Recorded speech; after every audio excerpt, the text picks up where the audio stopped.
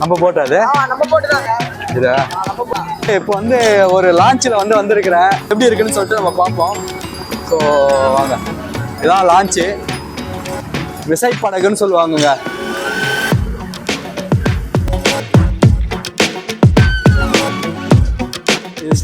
ஆமா, இது ஸ்டாரிங். இது பார்த்தீங்கன்னா இது கீருங்களா? அது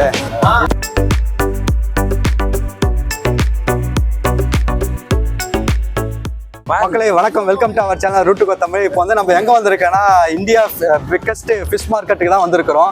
இப்போ நம்ம ஒரு லான்ச் உள்ள வந்திருக்கிறோம். நண்பரை வந்து கூப்பிட்டுட்டு வந்தார் இந்த லான்ச்சுக்கு. ஸோ இவங்க வந்து லான்ச்சில் வந்து போட் எடுத்துகிட்டு போயிட்டு வேலை செய்கிறவங்க. இவங்களை பற்றி அதாவது இவங்க எப்படி அதனுடைய வாழ்க்கை எப்படி இருக்குது, ப்ளஸ் வந்து இந்த போட்டில் போனால் எத்தனை நாள் ஆகும், எவ்வளோ செலவாகும், எவ்வளோ இந்த சைக்ளோன் டைம்லாம் என்ன பண்ணுவாங்க, இந்த புயல் டைம்லாம் என்ன பண்ணுவாங்க, மழை டைமில் என்ன பண்ணுவாங்க, அவங்களுடைய வாழ்வாதாரம் என்னது, அதாவது சாப்பாடு எப்படி சாப்பிடுவாங்க, இந்த 8 நாள் 10 நாள் ஆகுன்றாங்க. ஸோ அதை பற்றி நம்ம எல்லாமே வந்து 1 by 1 வந்து நம்ம தலைவர்கிட்ட கேட்க போகிறோம். ஸோ ஐயா, உங்கள் பேர் என்ன ஐயா? புகழ். இப்போ வந்து போட்டு எடுத்துன்னு போனால் எத்தனை நாள் ஆகும்? 10 நாள் ஆகும், 13 நாள் ஆகும், 15 நாள் ஆகும். சில நேரத்தில் மீன் பட்டா 8 நாள்லயும் வருவோம். 8 நாள்லயே வந்துருவோம். 8 நாள், அதாவது மினிமம் வந்து ஒரு 8 நாளும் மேக்ஸிமம் வந்து ஒரு 15 நாள். ஓகே. சரி, இப்போ இந்த 15 நாள் போகுது அப்படின்னா எவ்வளோ செலவாகும் உங்களுக்கு? டீசல் நாங்கள் 8000 லிட்டரு எடுத்துட்டு போவோம். 8000 லிட்டரா? ஆமாம், 8000 லிட்டரு. 8000 லிட்டர். 8000 லிட்டர் டீசல் எவ்வளோ ஆகுது எங்களுக்கு? அது 8 லட்சம் ஆகிடும்.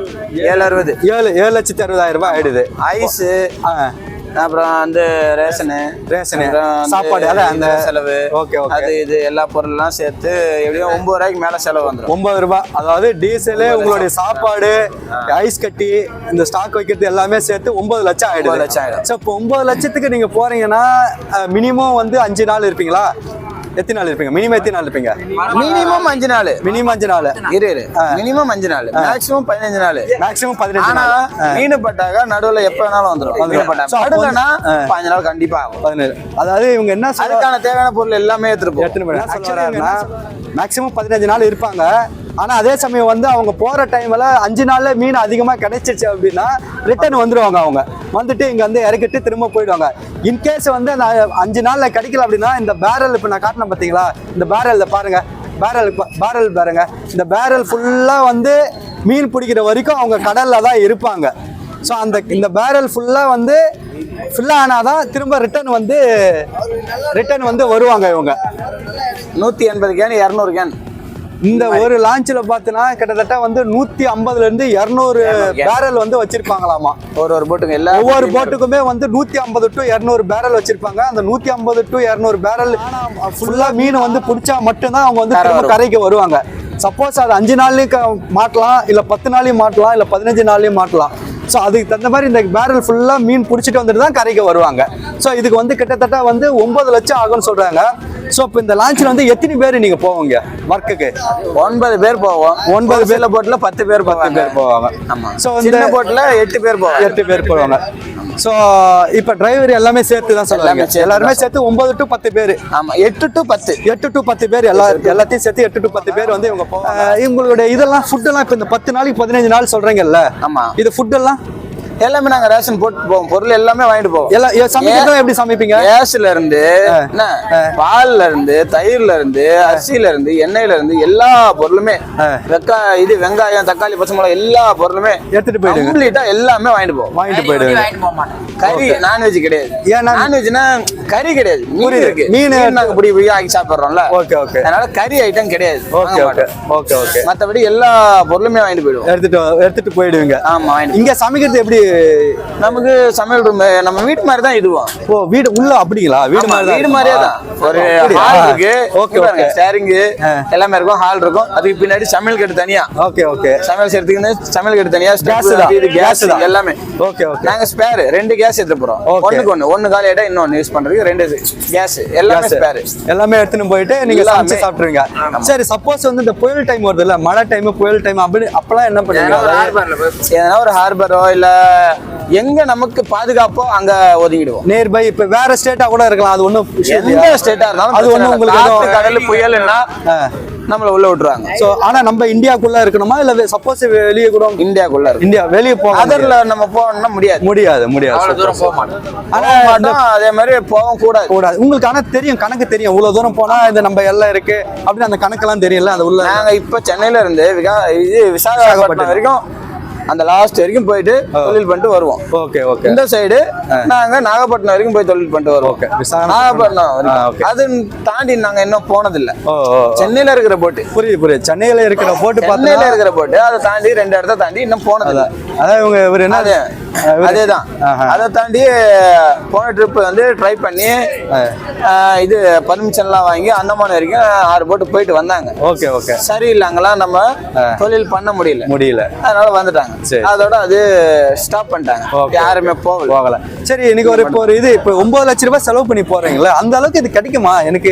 ஏன்னா எனக்கு கம்மியா இருக்கிற மாதிரியே இருக்குது, அதான் கேக்குறேன். ஐ மீன் ஆமாண்ணா, கம்மியா தான் இருக்கு. ஏன்னா ஓனருக்கு 10 ரூபா கிடைக்காது, ஆளுங்களுக்கும் 10 ரூபா கிடைக்காது.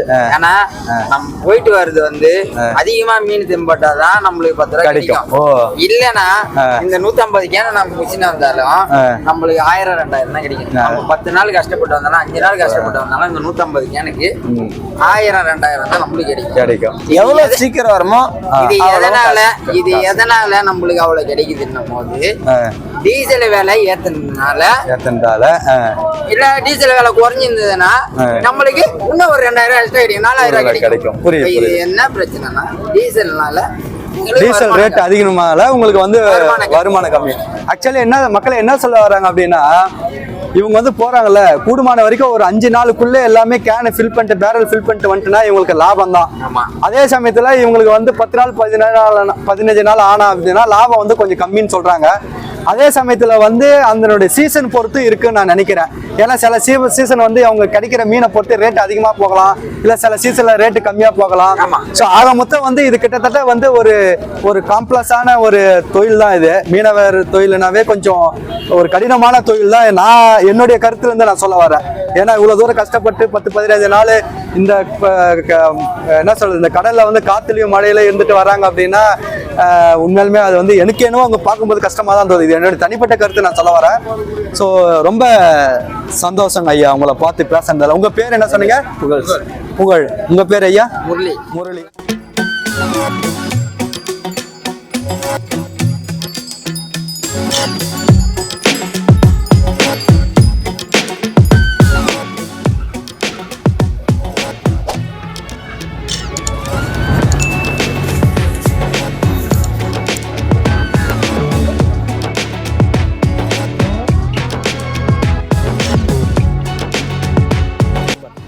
மக்களை இப்போ அதே போல் வந்து இப்போ நம்ம வந்து லான்ச் உள்ள அந்த போட்டு விசைப்படகு உள்ள வந்து இப்போ மேலே எல்லாம் ஃபுல்லாக பார்த்தோம். நம்ம இப்போ வந்து நம்ம உள்ளே போய் பார்க்க போகிறோம். ஸோ பிரதர் வந்து கூப்பிட்டு போகிறாரு. ஸோ போகலாங்களா மக்களை? இப்போ வந்து அந்த லான்ச்சில் வந்து நம்ம பார்க்குறது வந்து ஒரு ஸ்டோர் ரூம் தான் வந்து பார்க்க போகிறோம். நம்ம அந்த ஸ்டோர் ரூம் பார்த்தீங்கன்னா இங்கே பார்த்தீங்கன்னா வச்சிங்களேன் ஃபுல்லாக வந்து இங்கே பாருங்கள் எவ்வளோ பெருசு இருக்குது பாருங்கள். இதில் வந்து இவங்க வந்து கிளம்புறதுக்கு முன்னாடி ஐஸ் கட்டி நிரப்பி இவங்க கிளம்பிடுவாங்க. அதே போல வந்து மீன் பிடிக்கும் போது இந்த ஐஸ் கட்டி எடுத்து அந்த பேரல்ல வந்து போட்டு மீனை வந்து அந்த பேரல்ல போட்டு ஐஸ் கட்டி போட்டு திரும்ப வந்து என்ன பண்ணுவாங்க, அந்த பேரல் எடுத்துன்னு வந்து இந்த ஸ்டோர் ரூம்ல அடுக்கி வச்சிருவாங்க. அடுக்கி வச்சு கொண்டு வந்துடுவாங்க. திரும்ப வந்து அவங்க கரைக்கு வரும்போது இந்த பேரலை எடுத்து இவங்க வந்து ஏழை விடுவாங்க. அப்படியே வாங்க நம்ம அப்படியே பார்ப்போம். இது வந்து கூடை, இந்த மீனை எடுத்து அந்த பேரல்ல இருந்து இந்த கூடையில மீனை கொட்டி ஐஸ் தண்ணிலாம் வந்து கிளீன் பண்ணிட்டு அவங்க வந்து அப்படியே ஏலத்துக்கு கொடுத்துருவாங்க. ஸோ அவங்களுடைய பாத்திரம் எல்லாமே இங்கே பாருங்க, வெங்காயம் தட்டு இதெல்லாம் இருக்கு பாருங்க. இந்த கேஸ் ரேஷன் பொருள் கேஸு இதை பாருங்க, மெட்ரோ வாட்ரு பாத் பண்ணுறது இது தண்ணியெல்லாம் எங்கள் மெட்ரோ தண்ணியெலாம் எங்கே இருக்கும்? டேங்காக இருக்கும். ஸோ அது வந்து இது வந்து தண்ணி யூஸ் பண்ணுற தண்ணி, இது பாத் பண்ணுறது குளிக்கிறதுக்கு சமைக்கிறதுக்கு. அப்படியே வந்தீங்க அப்படின்னா அப்படியே வந்தனா இது வந்து ஆமாம் இது ஸ்டாரிங். இது பார்த்தீங்கன்னா இது கீருங்களா? அது எல்லாமே பார்த்தோன்னா இப்போ மீன் வந்து விசைப்படகுல வந்து எல்லாத்தையும் கொண்டு வந்து சேல்ஸ் பண்ணிட்டு எல்லாத்தையும் சுத்தம் பண்ணிட்டு லான்ச்சில் வந்து உக்காந்துருக்காங்க. ஸோ ரெஸ்ட் எடுத்துட்டு இருக்காங்க. ஸோ இதுதான் இங்கே பாருங்க எவ்வளோ ட்ரம்ஸ் இருக்கு பாருங்க, பேரல்.